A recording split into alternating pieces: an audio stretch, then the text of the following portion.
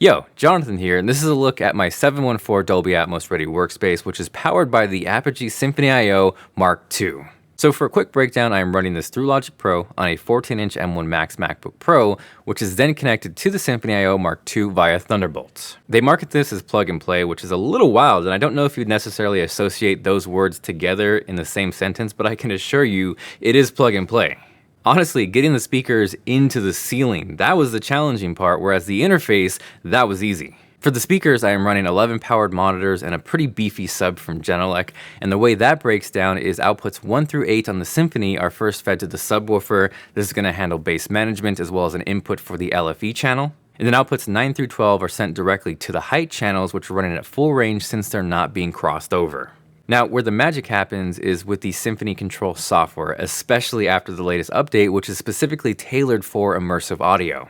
Obviously, I want to be in Atmos mode as much as I possibly can, but there are going to be times when you're working in stereo, and with monitor workflows, it's super simple to swap back and forth literally with a click of a button.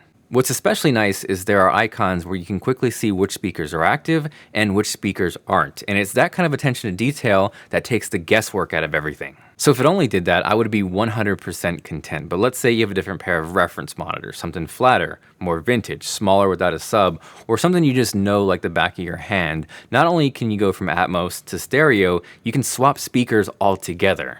You can do this with up to 3 different speaker sets, and I've seen more complicated setups where the idea of going from Atmos to stereo or back to Atmos is a whole process. So here, having that ability to go from mixing to tracking to Atmos to stereo, 2 completely different speakers altogether instantly in real time is incredible. Additionally, one of my favorite things about Apogee is the macOS integration. So having volume control directly on your keyboard is kind of underrated. You then take that a step further in an Atmos space, and having that control anywhere in the room is just kind of the chef's kiss. The less you have to be in menus, configuring things, troubleshooting things, and the more you can kind of just let the tech get out of the way and focus on what you want to focus on, for me, that's all I could ever ask for. The other breakthrough with this setup that I am super excited about is the ability to play 714 Dolby Atmos music natively within macOS. So being able to mix and make something in Atmos, and then a split second later hopping over to Apple Music and being able to listen in full 714, I think showcases how powerful this interface is. So if you're looking to jump into Atmos, to me, the Symphony I Mark II is the interface to get. If you want to learn more,